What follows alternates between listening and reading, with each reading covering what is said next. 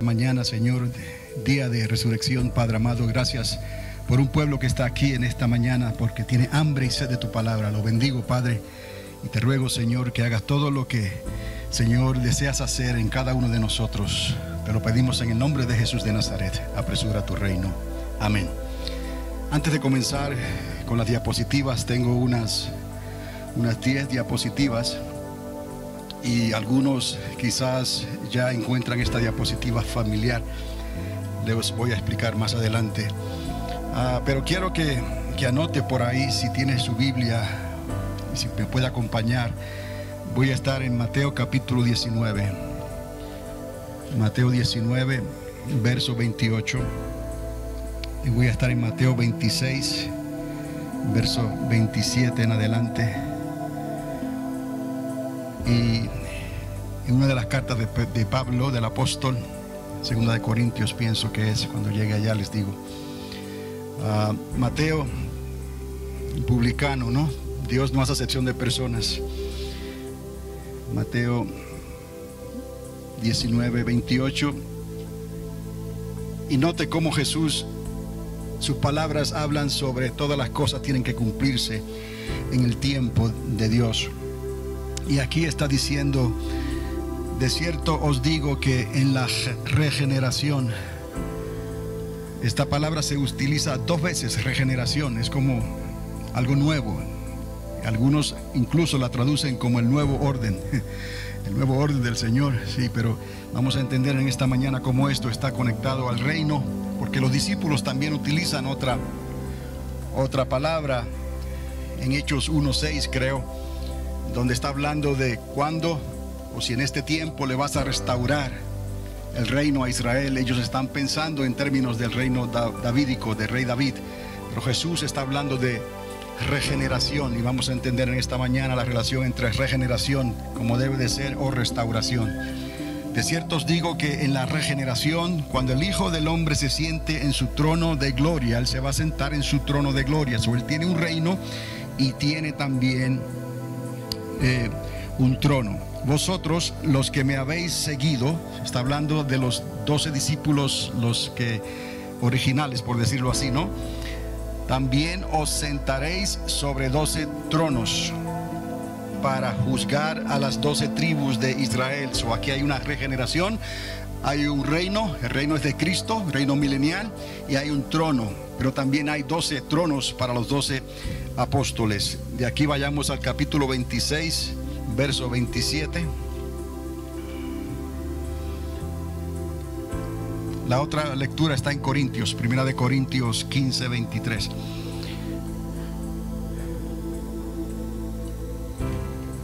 Mateo 26, 27 al 29 dice: y tomando una copa, dio gracias y se la dio, diciendo: bebed de ella todos.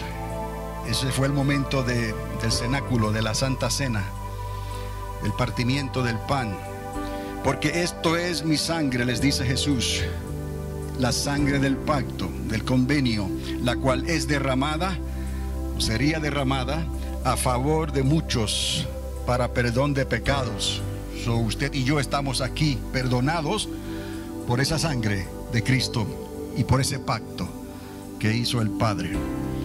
Y os digo que desde ahora no beberé de este fruto de la vid hasta aquel día en que lo beba nuevo con vosotros en el reino de mi Padre. He aquí, el Padre también tiene un reino. Estamos viendo cómo se está desarrollando esta historia de una manera que la podamos entender. La hermana Mary estuvo enseñando algo muy peculiar, mejor dicho, el miércoles sobre la Santa Cena y sobre el lavatorio de pies, y tuvimos un tiempo muy bonito aquí el miércoles en la noche. Pero dijo algo que me dejó pensando cuando mencionó el tiempo que estuvo Jesús después que resucitó, yendo y viniendo y hablando con sus discípulos, algo que en la mayoría del tiempo lo hizo en los lugares de Galilea, al norte.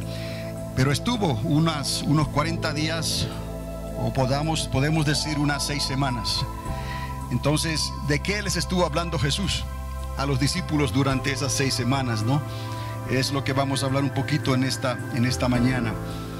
Y os digo que desde ahora, verso 29, no beberé de este fruto de la vid hasta aquel día en que lo beba nuevo con vosotros en el reino de mi Padre. Estamos hablando de un reino de regeneración, ¿no? Es el reino milenial con Cristo Jesús.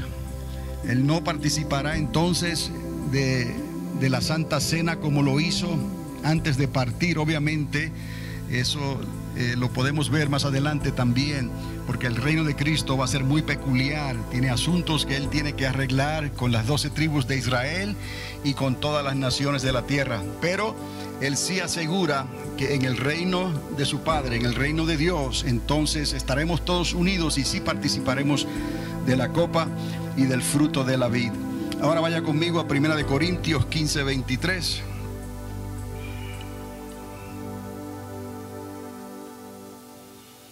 Primera de Corintios, el apóstol San Pablo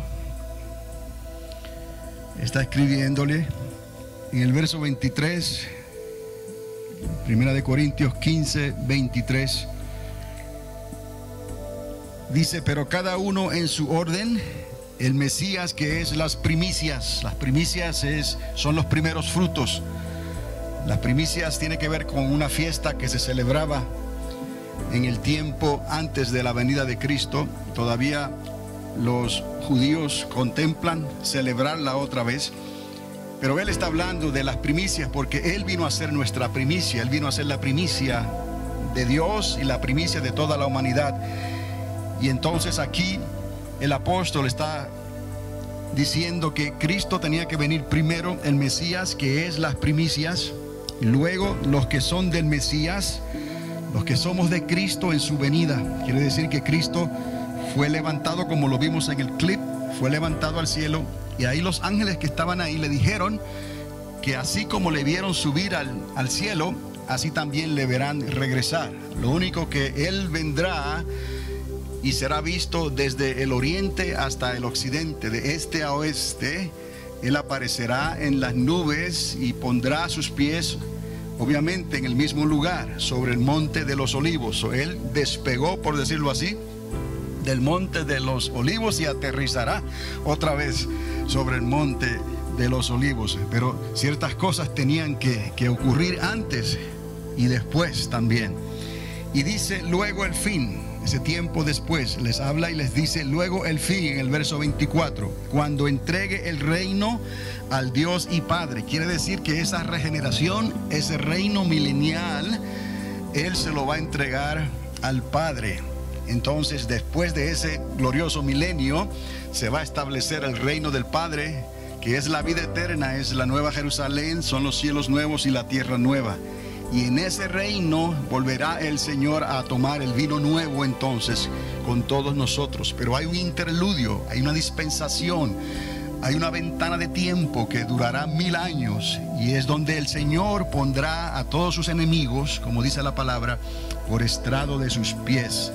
Así es como Dios ha planeado y planificado las cosas. No tenemos que salirnos del molde histórico, ni tenemos que salirnos a la imaginación que se nos puede decir por ahí de que el reino es tal vez algo que no es literal, que es algo simbólico. No, el reino de Cristo, la regeneración, va a ser un reino literal. 1000 años es lo próximo que viene después de que ocurra el evento de Armagedón, ese conflicto final o esa grande tribulación que va a ocurrir en nuestros tiempos. Déjeme decirle algo: si nosotros como creyentes no creemos que el Señor puede venir ya, no estamos obrando correctamente. Verdaderamente el testimonio de Cristo es para la iglesia de que nosotros creamos que Él viene ya. Yo personalmente les puedo decir que me atrevo a decir libremente que el reino de Cristo, la venida de Cristo está a las puertas. Si no fuera así, ¿por qué vamos a predicar como predicamos? Si no fuera así, ¿por qué nos vamos a esforzar como nos esforzamos? Si ya Dios nos dijo de estas posibilidades, recuerden las posibilidades que están ahí garantizadas en realidad por las señales que estamos viendo a nuestro alrededor. Si eso nos está hablando claramente de que el Señor está a las puertas, yo personalmente como pastor, ministro del Evangelio, creo firmemente delante del Señor y le digo a ustedes que me estoy preparando como si el Señor fuese a venir en mi tiempo, en nuestro tiempo, que nuestros ojos verán ese glorioso retorno de nuestro Señor Jesucristo a esta tierra. Así que luego el fin, en el verso 24, otra vez, cuando entrega el reino al Dios y Padre, cuando suprima todo imperio y toda autoridad y poder. He aquí, pondrá a todos sus enemigos por estrado de sus pies. Y el verso 25, porque es necesario que Él reine hasta que ponga a todos sus enemigos bajo sus pies. Y el postrer enemigo en ser destruido es la muerte. Dios todo lo dejó establecido. Aún la misma muerte será vencida. Aún la misma muerte no será más. De ahí la resurrección. De ahí que Él fuera las primicias. Él venció la muerte. Él resucitó al tercer día. Él subió a los cielos en el monte Sinaí. Él regresa otra vez en el mismo lugar que Él subió. Él regresa y todo ojo le verá.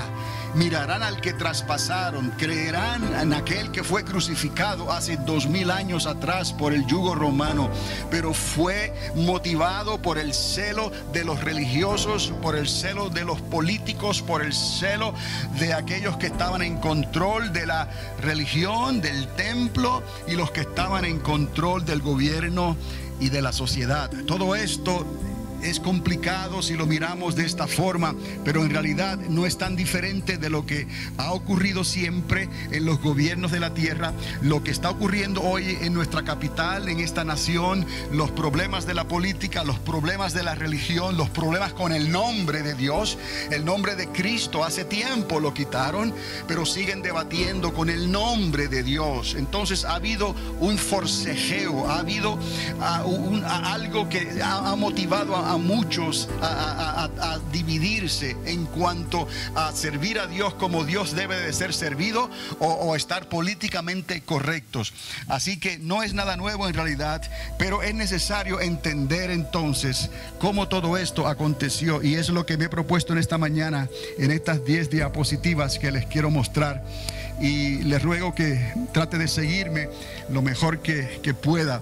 Pero estuvimos hablando el miércoles y establecimos el tiempo de la Pascua, el tiempo de la Pascua judía en el calendario judío de entonces y de hoy también, y cómo era necesario entender que nuestro Señor Jesucristo, si estuvo 3 días y 3 noches en el corazón de la tierra, era imposible que muriese un viernes y resucitara un domingo en la madrugada.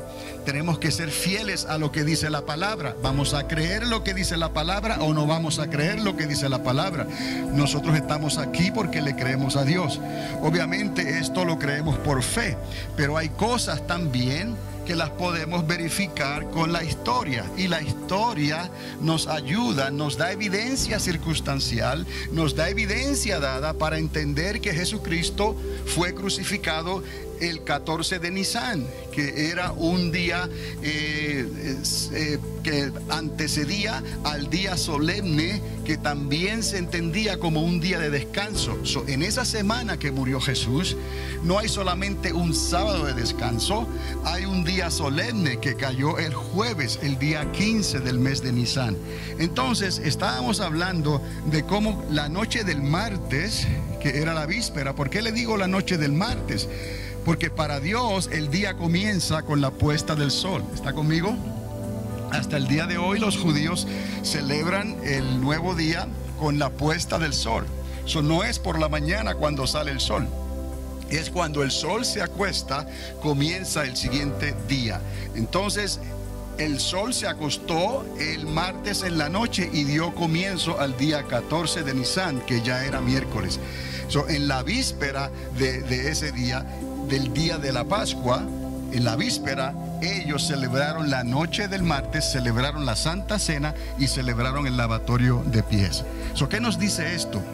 Que si consideramos entonces que nuestro Señor Jesucristo fue crucificado este miércoles, entonces antes de que el día terminara, porque comenzaba el día solemne, el día 15, el día jueves, que era el día sagrado conforme a la fiesta judía, que era el día que tenía que ver con la Pascua y el sacrificio pascual. Entonces tenemos que Jesús es bajado de la cruz antes de que termine el miércoles. Fue enterrado ese día, estuvo en el corazón de la tierra jueves, día y noche, viernes, día y noche, y sábado, día y noche. Pero recuerde, la noche comienza con la puesta del sol del día anterior. Ahora, si consideramos esto entonces de esta manera, sí podemos entender que Jesucristo estuvo 3 días y 3 noches en el corazón de la tierra. ¿Qué ocurrió ese miércoles 14 de Nisan? Ese miércoles donde Él fue crucificado, de las 6 de la mañana a las 9 de la mañana, Él estuvo siendo investigado más bien por el procurador, el gobernador de entonces, Poncio Pilatos. Entonces miramos los días como de 6 de la mañana a 6 de la tarde. En este caso vamos a mirarlo así. ¿Por qué? Porque Jesús mismo dijo que el día duraba 12 horas. Jesús dijo, el día trae 12 horas. El día trae 12 horas, la noche trae 12 horas. El día es de 24 horas. Por eso entonces no es correcto decir ni pensar, ni siquiera considerar que Él pudo morir un viernes y del viernes al domingo por la mañana ocurrieron 72 horas. Ese miércoles por la mañana, recuerde que el martes por la noche, en realidad el miércoles comenzó, se celebró la Santa Cena y el lavatorio de pies. Entonces, de madrugada lo llevaron entonces delante del sumo sacerdote, lo llevaron a varios lugares. Recuerda, lo llevaron aún se lo mandaron a Herodes y Herodes lo regresó para atrás. Pero digamos por la mañana de 6 a 9 todavía estaba con Pilatos. Marcos nos dice que lo crucificaron a las 9 de la mañana. ¿Está conmigo? Marcos nos dice que lo crucificaron a las 9 de la mañana. Juan nos dice que hubo un eclipse solar al mediodía. Se oscureció la tierra al mediodía o a la hora sexta. Ahí estamos, la hora tercera son las 9, la hora sexta a las 12 y la hora novena las 3 de la tarde. Entonces nos dice Juan también que entonces a la hora novena entonces Él expiró. Quiere decir que Jesús entregó el Espíritu a las 3 de la tarde. Otra vez, entonces por la mañana estuvo siendo tratado por Pilatos, luego a las 9 de la mañana, según Marcos, entonces lo subieron a la cruz. Al mediodía hubo un eclipse solar y a las 3 de la tarde Él expiró. Estas cosas las podemos verificar históricamente, por eso les digo, los que enseñan que quizás esto no es factual porque tuvo que ser un viernes, porque el sábado era el día de descanso al siguiente día, no entienden las costumbres judías, no entienden el pensamiento hebreo y consideran que solamente hay que mirar las cosas de una sola manera, que todo lo que Dios hizo anteriormente, antes de Cristo, ya no tiene en realidad valor, por decirlo así, o no valor, sino que no tiene sentido. Es como ellos lo interpretan después del nacimiento de Cristo. Entonces, si consideramos estas cosas históricamente, podemos ver que estas cosas ocurrieron, que hubo un miércoles 14 de Nisan y que a partir de ahí, entonces, todos los acontecimientos que ocurrieron pudieran bien acomodarse y en realidad se acomodan al relato bíblico. Y recuerde, Lucas fue uno de los que escribió con mucho detalle, porque él quería asegurarse que lo que se estaba escribiendo era lo correcto y era lo verdadero. Es lo que necesitamos hacer hoy en día. En lugar de creer cualquier viento de doctrina, vamos a creer siempre por lo que dice la palabra, pero no solamente lo que dice el Nuevo Testamento, sino lo que dice toda la Biblia. Toda la Biblia es desde ¿dónde? Desde Génesis hasta Apocalipsis. Entonces hay que creer toda la palabra, porque la suma de la palabra es la verdad, y eso nos da la evidencia circunstancial. La suma de la palabra es la verdad, y la verdad es la evidencia dada. Así que no tenemos excusa para considerar, por ejemplo, otras fiestas que se celebran hoy en día, que fueron introducidas para este tiempo, y quizás lo hicieron con la buena intención, pero están sinceramente equivocadas, aunque yo dudo que el diablo trabaje con buena intención. El diablo viene a robar, él viene a matar, él viene a destruir, él viene a engañar. Si, por ejemplo, el término de Easter ha llegado a nosotros, a las iglesias, ha llegado a las reuniones, ha llegado a las consideraciones por todo el mundo, entonces yo no pienso que eso fue de buena intención solamente, que detrás de eso había un impostor, porque en realidad la palabra Easter no aparece en toda la Biblia, solamente en un lugar, en la Reina Valera, King James Version, en un solo lugar aparece la palabra Easter. Y Easter viene de la palabra Istar, y Istar es una diosa del paganismo. ¿Eso qué tiene que ver los demonios con las cosas santas de Dios, no? ¿Qué tienen que ver estas cosas del paganismo con las cosas de Dios? Tuvieron razones en otros tiempos para pensar así, a aquellos que tomaron las riendas del cristianismo, pero estaban sinceramente equivocados. ¿Cuál es mi responsabilidad? Es hablarles a ustedes con la palabra. ¿Cuál es mi responsabilidad? Hablarle con la palabra desde Génesis hasta Apocalipsis. Hablarle con los datos históricos como hizo Lucas. Y no podemos darle lugar a Easter, no podemos darle lugar a Halloween, no podemos darle lugar a una, digamos, a algo que sustituya el nacimiento de Cristo. Si vamos a hablar de Cristo y su nacimiento, vamos a hablar de lo que ocurrió ¿dónde? En Belén. Vamos a hablar de la historia de los Reyes Magos, por ejemplo. ¿Está conmigo? Entonces es mi responsabilidad mostrarles a ustedes la verdad con la palabra de Dios.